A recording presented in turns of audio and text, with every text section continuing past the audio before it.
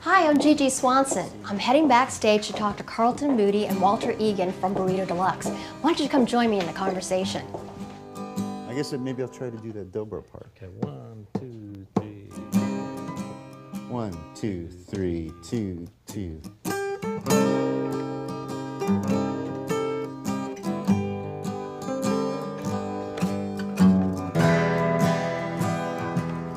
Since you left me,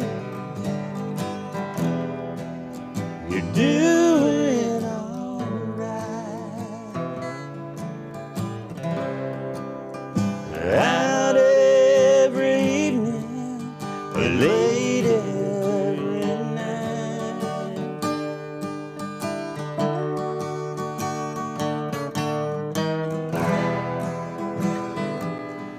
Fame and fortune,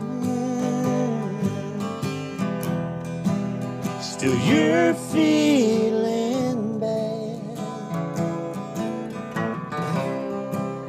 You come looking for me, the love that we had.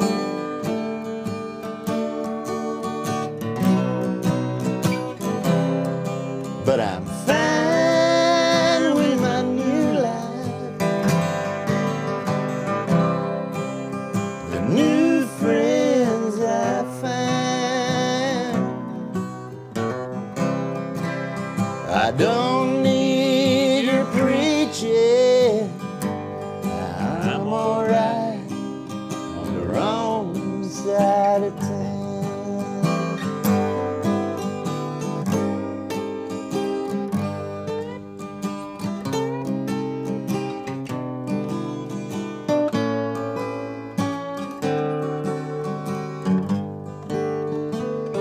That's probably enough. You gonna do that one tonight? Yeah, Yeah. it's one of our favorites Awesome.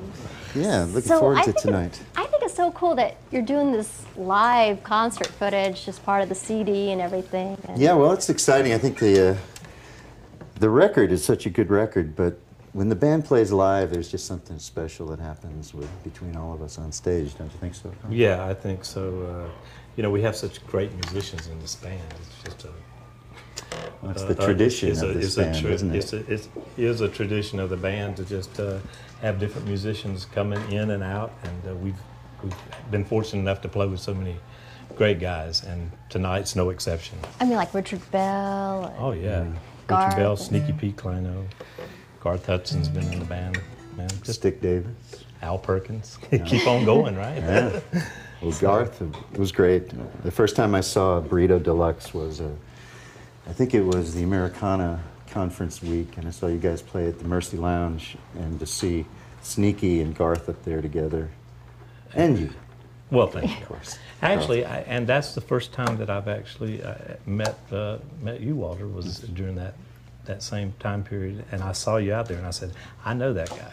There you go. Oh my gosh, so how soon was it before you started singing with Burrito Deluxe right after after. that? Yeah, it was a few months after that. Stick Davis, who's the bass player, he and I go back. We played in a band called Brooklyn Cowboys together, and he offered this position to me, and I came in and met with Brenda and met with Carlton, And the first gig we did actually was a show called the Graham Parsons Guitar Pull in Waycross, Georgia, right. and went down together on the bus.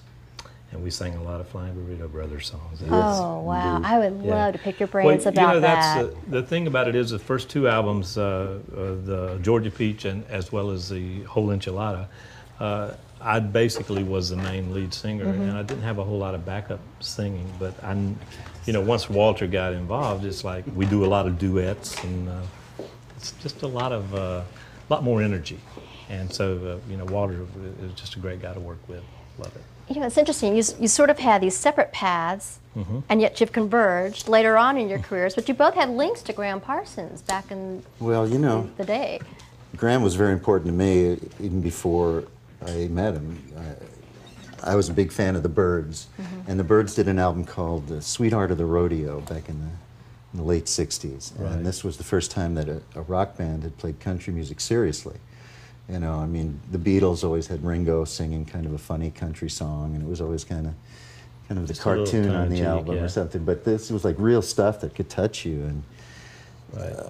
so at first, to hear Sweetheart of the Rodeo for a Byrds album, you know, blew our minds. We couldn't, like, what? No, this is wrong. Who's done this? And you look, G. Parsons, and who is this guy? What's he doing on here?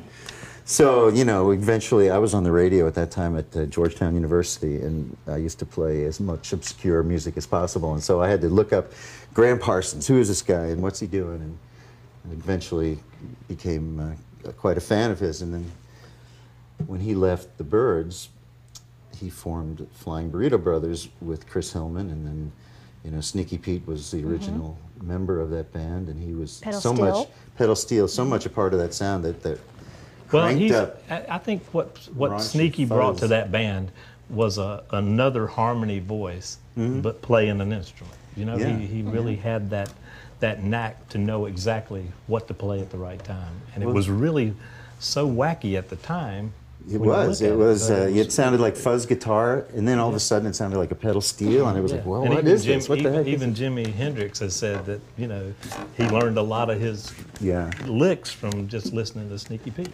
And so, play. you know, flash forward, it was great when Carlton was a part of getting Sneaky back on the road and back Right, into 'cause the band, you and that's how Burrito co-founded Deluxe came Exactly. about. Yeah. We So the connection's there. actually Sneaky had, you know, he had several different careers going at one time. He was in the stop motion animation He was Gumby. business. He did Gumby. He did Pokey. He's the Really? Pill. Yeah, he did. He did the Pillsbury Doughboy.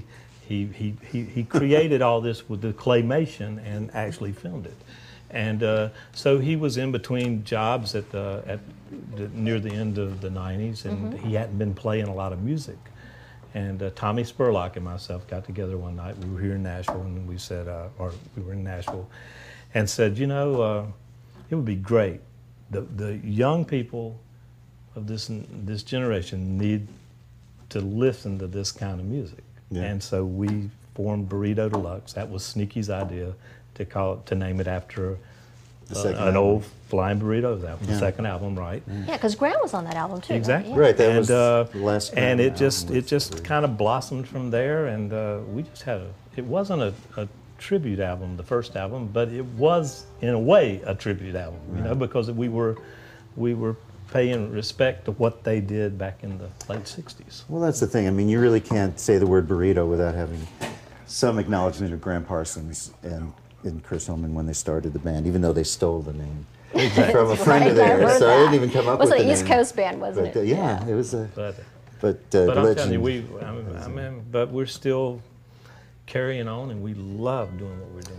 Yeah, that's it. The You energy. mentioned something kind of interesting a few minutes ago about introducing young people Oh, and yeah. the importance of Sneaky Pete's history, his legacy yeah. to a whole I- new generation of music lovers.